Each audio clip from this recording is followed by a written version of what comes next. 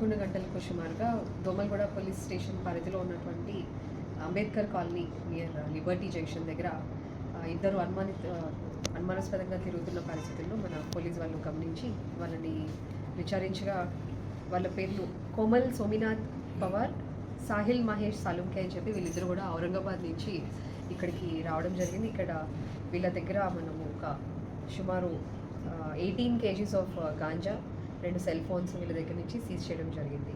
వీళ్ళని ఫర్దర్గా విచారించడంతో మనకు తెలిసింది ఏంటంటే వీళ్ళు లేబర్ పని చేసుకుంటూ ఉంటారు ఔరంగాబాద్ పట్టణంలో.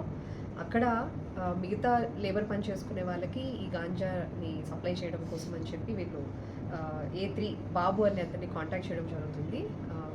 అతను వైజాగ్ నుంచి ఈ మెటీరియల్ మొత్తం తీసుకుని వచ్చి వీళ్ళకి విజయవాడలో సప్లై చేస్తూ ఉంటాడు.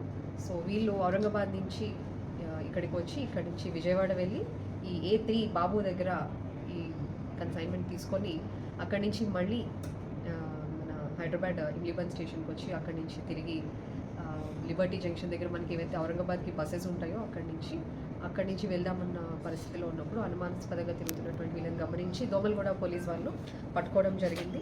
దీనికి SHO Srinivas Reddy, his team Srinivas Reddy and Sai Kumar and all others under the supervision of ACP Yadgiri, they have apprehended these 2 accused persons. Enforcement చేసినందుకు గాను will also propose for reward for the officers. వీళ్ళు ఎంత కొనుగోలు చేస్తారు? Per kg. ఇప్పుడు ఎక్కువ రేట్కి అమ్ముతారు. సో దీని టోటల్ వర్త్ వచ్చి 4,50,000 18 kgs. అంటే ఇది యాక్చువల్లీ ఫస్ట్ ఈ బాబు అనే అతను చేస్తారు. అది ఎక్కడి నుంచి చేస్తారు? అతను వైజాగ్ నుంచి అతను ప్రొక్యూర్ చేసుకొని వచ్చి వీళ్ళకి అమ్ముతాడు. వీళ్ళు అక్కడి నుంచి తీసుకెళ్ళి ఔరంగాబాద్లో మిగతా వాళ్ళకి అమ్ముతూ ఉంటారు. ఎప్పటి నుంచి చేస్తున్నారు? ఇది వీళ్ళు ఎప్పటి నుంచో చేస్తున్నారు, కానీ ఇంతకుముందు కేసెస్ ఏమి లేవు.